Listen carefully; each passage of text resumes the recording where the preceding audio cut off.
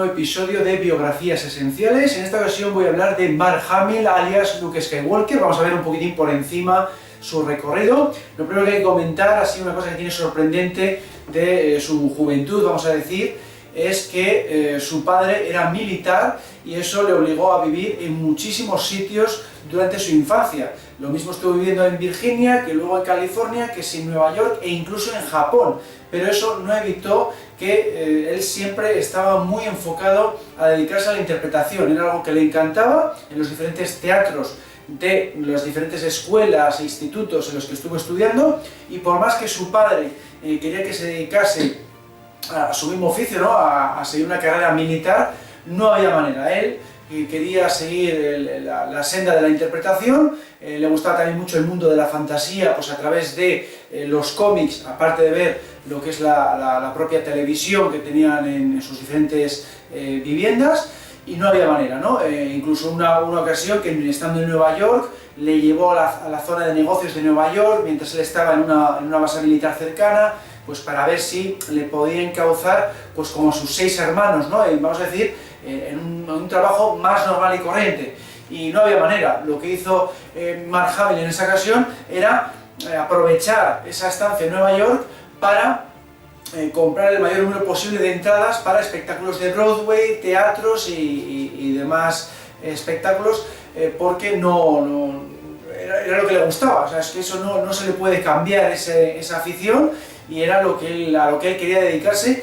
Y ya de hecho desde muy joven participó incluso en un concurso de doblaje y quedó finalista. Y el doblaje es algo a lo que, como sabemos, se va a dedicar luego profesionalmente. El doblaje es algo que también, desde que empezó a ser actor, ya le empezaron a surgir proyectos. Si miramos en IMDb, tiene por ahí ya incluso series de animación mucho antes de la famosa de Batman, la serie animada de los 90, que es igual la más mítica que tiene en su repertorio, el interpretar al Joker de esa serie de animación y en otras tantas producciones posteriores.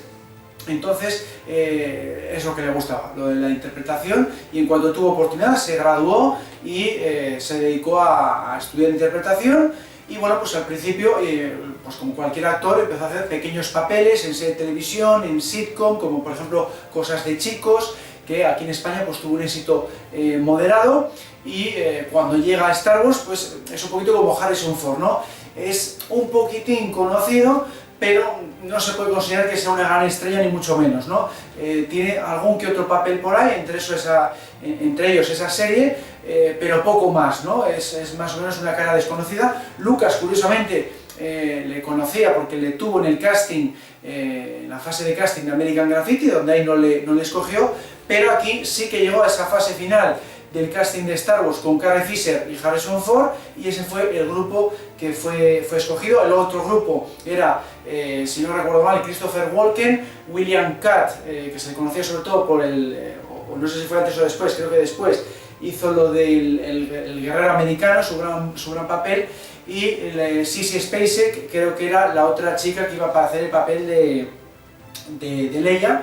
Y bueno, pues como este casting le estaba haciendo Lucas con su amigo Brian De Palma, para la película de Carrie, pues esos actores fueron para esa película de terror, y los otros pues acabaron en la película de Star Wars, ¿no? Esa es un poquitín a grandes rasgos la historia de ese casting de Star Wars mítico, y la verdad es que Lucas escogió muy bien, ¿no? Fue un proceso muy largo, se lo tomó con mucha calma, vio muchísimos candidatos para cada uno de los papeles, y bueno, pues al final Mark Hamill pues bordó su papel, le dotó al personaje de esa ingenuidad que le hacía falta al principio cuando es granjero, luego le dotó de esa fuerza, esa valentía cuando ya se convierte en Jedi más adelante. Hizo una buena interpretación porque también había hecho pues eso, bastante teatro en su etapa estudiantil, y más adelante se va a dedicar mucho al teatro, ¿no? Porque el éxito de Star Wars es tan descomunal que todo el mundo le enfoca, le asocia al personaje de Luke, no le quieren para otro tipo de papeles, y por eso la carrera de Mark es tan discreta en comparación con Harrison Ford, que sí que consiguió alejarse de su personaje de Han Solo, ¿no? La carrera de Mark, por desgracia, no le querían para otros papeles, y acabó un poquitín harto de ese tema, y por consejo de Alequines, pues dijo, no, pues voy a tener que seguir la carrera del teatro, y por eso hizo pues musicales, obras de teatros de todo tipo de géneros, destacó la del Hombre Elefante, por ejemplo, se le dio también muy bien la de Amadeus. Cuando hicieron la película de Amadeus, él se presentó al casting diciendo, bueno, pues aquí tengo papeletas para conseguirlo, porque es un personaje que entiendo bastante bien, le he hecho en el teatro, y curiosamente no lo escogieron, pues probablemente por lo mismo, ¿no? Porque le asociaban a Luke, y hubo un director que le llegó a decir lo mismo, ¿no? Que es que te veo como Luke, o sea, Luke no puede ser otra cosa que Luke. Le dijo una frase de ese estilo, y es lo que le ha pasado a su carrera, acabó bastante deprimido en consecuencia, y dijo, no, pues me voy a dedicar a otras cosas. El sueldo, evidentemente, fue inferior en consecuencia, porque tuvo que hacer, pues eso, de doblador, de obras de teatro, de cine, ya digo, lo intentó también con esa de Slipstream, que era una cinta de ciencia ficción, fue un fracaso de taquilla, no había manera, y ha hecho otro tipo de cosas. Por ejemplo, la saga de videojuegos de Wing Commander es el protagonista, pues también una saga que funcionó bastante bien, pero claro, es otro ámbito, no es comparable a lo que consigues si haces películas de cine, ¿no? Y bueno, de Star Wars se puede comentar pues, que en el episodio 4, 5 y 6 tuvo una serie de accidentes, ¿no? Se esforzaba mucho en hacer las escenas de acción, no quería que le doblasen los especialistas si se veía incapaz de hacerlo, y eso le produjo alguna que otra avería, ¿no? Por ejemplo, en el episodio 4, en el tanque de agua en el que se rodaba, o en el escenario en el que se rodaba el triturador de basuras, se le explotó una vena del ojo cuando estaban haciendo esa escena en la que le está ahogando el Dianoga, porque forzó igual mucho el pistón, estaba ahí como medio ahogándose, intentó forzar mucho la respiración, esa escena de ahogamiento, y luego pues tuvo ese problema en el ojo, y se dice que por eso sonríe tanto en la escena de la celebración, ¿no? Lo comentaba Carrie Fisher, que sonrió más en esa escena de la celebración que se rodó después, para que no se viera tanto la avería que tiene en el ojo con una vena, ¿no? Que le había explotado en uno de los ojos. Luego en el Imperio Contraataca, por ejemplo, se rompió un pulgar en una escena muy rápida, muy sencilla, que la había fácil de hacer, que era saltar justo antes de que le aplastara la pierna, o la pata mejor dicho, del AT-AT, que va a explotar el Snow Speeder. Bueno, eso evidentemente se rodó con pantalla azul, y luego pusieron de fondo pues, la filmación de la maqueta correspondiente, y él tenía que hacer un salto rápido, y luego pues a seguir con su día libre, porque eso lo rodó, si no recuerdo mal, en un día libre, en el que no sé si incluso era el cumpleaños de su hijo y demás. Bueno, pues venga, os voy a decir, lo vamos a hacer ahora porque el proyecto iba, como sabemos, con retraso, se pasó de presupuesto, y venga, pues, vengo, os ruedo esto y me voy.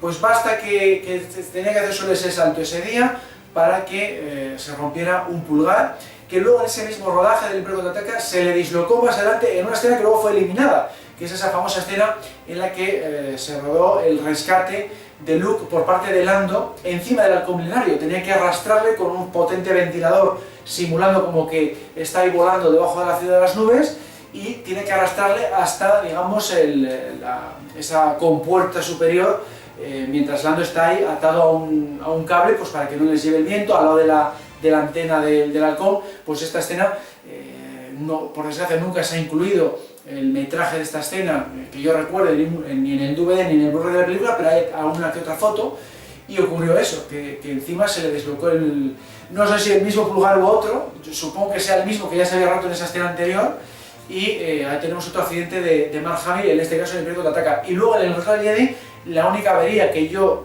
tengo entendido que se hizo fue un esguince de tobillo, cuando rodaba la escena en la que la mano robótica del Rancor a tamaño real le está apresando. Pues ahí le subieron unos metros, le dejaban caer o algo así, y en esa caída tuvo un pequeño esguince de tobillo que por suerte pues no le impidió continuar con el rodaje, ¿no? O sea que hizo un trabajo excepcional a nivel físico también, no solo a nivel interpretativo.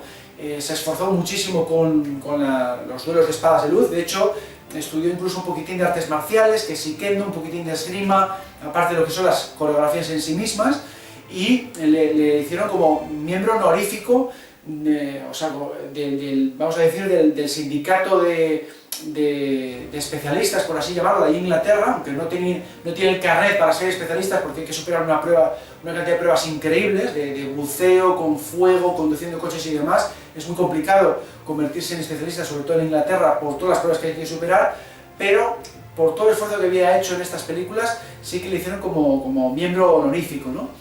y eso demuestra el buen hacer de Mark Hamill en todas sus películas, pero bueno, en Star Wars pues se puede comentar estas cosas, y luego sobre todo las escenas con Yoda. Siempre se le ha valorado mucho cómo rodó lo de Yoda, porque tenía que estar escuchando con un pinganillo lo que hablaba Frank Oz como Yoda, que estaba bajo el suelo. Entonces lo oía realmente mal, a veces tenía interferencias de radio en función de cómo moviese la cabeza, y tenía que tener los diálogos memorizados para ir sincronizado con el títere de Yoda. Muy complicado interpretar con un títere, ¿no? Entonces todo el mundo dice, ¿no?, que hay que valorar mucho, o más de lo que se suele hacer, la interpretación de Luke en esas escenas con Yoda, y bueno, en general en toda la trilogía clásica, ¿no?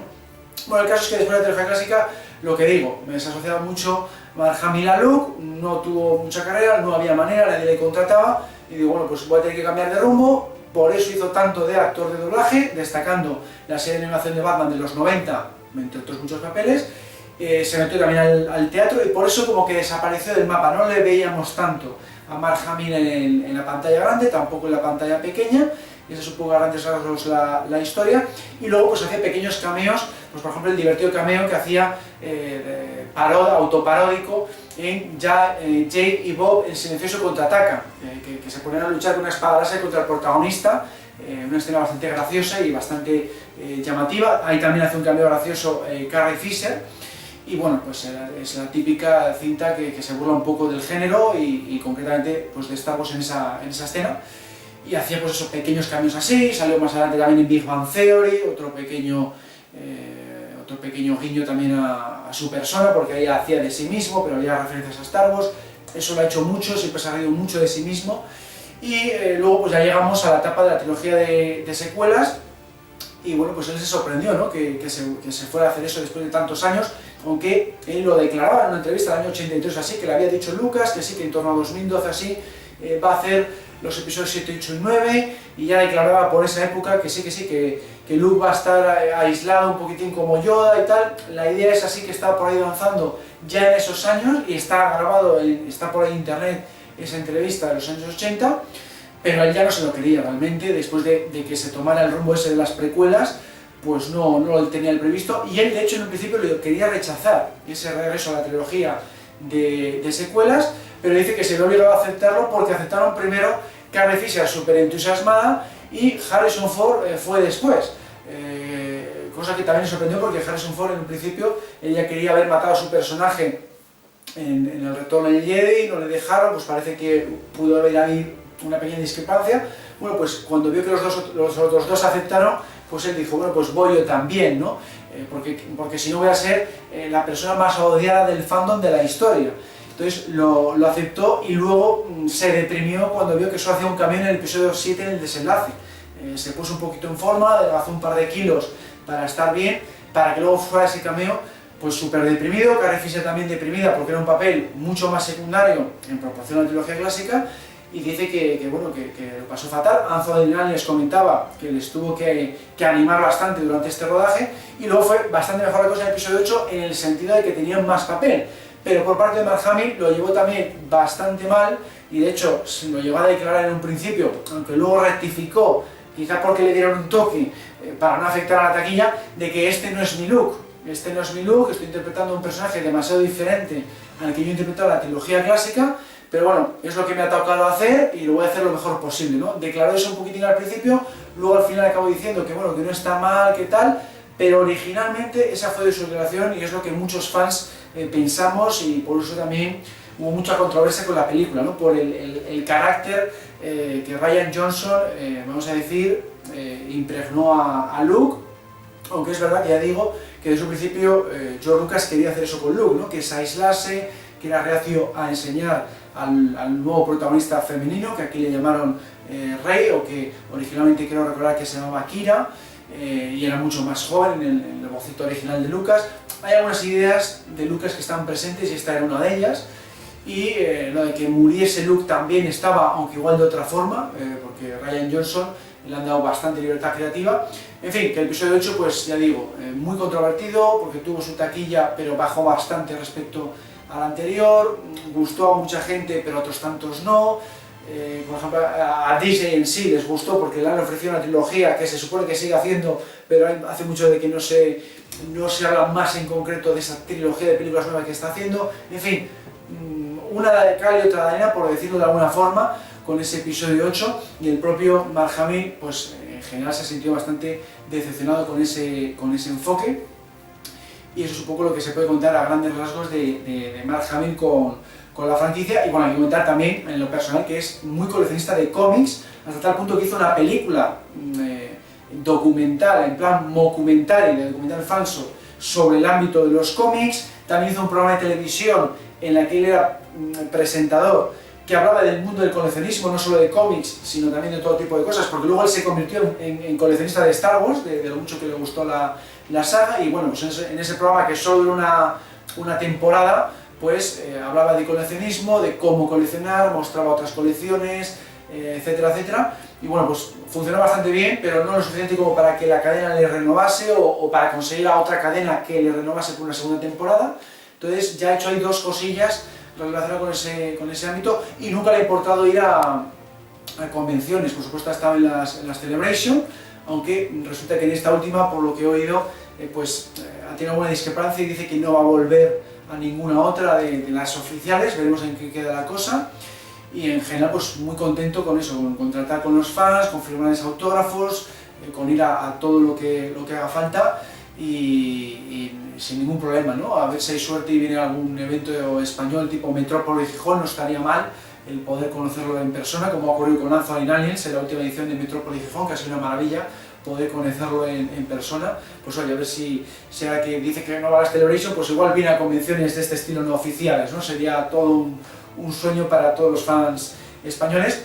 Y bueno, pues con esto se puede terminar ya este programa de biografías esenciales, porque básicamente eso es lo que se puede contar, así sin entrar en mucho detalle, porque quiero hacer programas así sencillos y rápidos. Si queréis más información, iba a decir que está en una revista de The Force, pero se agotó, por desgracia. Esa tuvo tantísimo éxito que no se puede conseguir ya, pero sí es verdad que la tenéis en otro formato que hicimos recopilando las primeras The Force Magazine. La tenéis en theforcebooks.com, y ahí sí que podéis conseguirla en un formato distinto, más tamaño cuartilla, podríamos decir, con esos primeros números, que también está, por ejemplo, el de Carrie Fisher, ¿no? Bueno, pues con esto termino esta biografía esencial de Mark Hamill. Espero que os haya gustado y nos seguimos viendo en Taller Skywalker.